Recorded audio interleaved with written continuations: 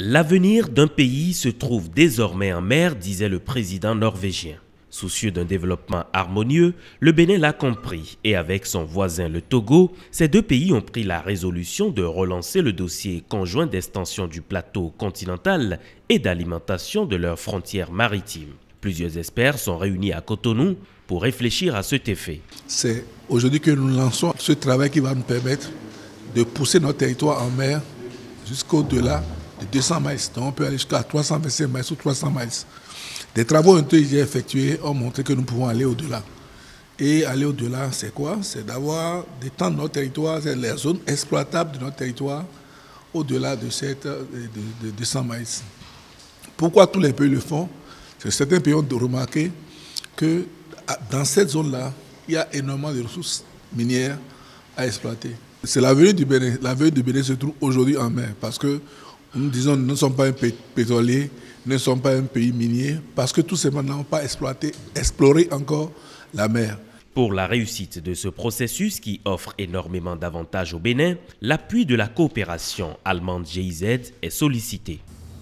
Aujourd'hui, la GIZ soutient le programme Frontières dans ses 3 axes d'intervention. C'est 1. La délimitation et démarcation, 2. La coopération transfrontalière et 3. Le développement des capacités sur 3 niveaux, à l'Union africaine, aux communautés économiques régionaux et au niveau des États membres. Cette 4e session de la commission mixte paritaire d'extension du plateau continental du Bénin et du Togo constitue donc une opportunité pour les deux pays. Je ne doute à aucun moment qu'avec vous, le reste du travail que nous commençons aujourd'hui aboutira à déposer notre dossier définitif aux Nations Unies.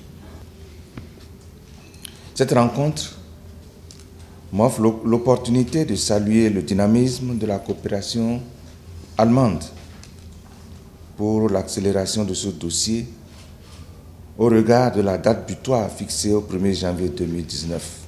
En explorant ainsi la mer, le Bénin étend sa souveraineté sur une distance considérable et du coup augmente ses ressources halieutiques et bien d'autres.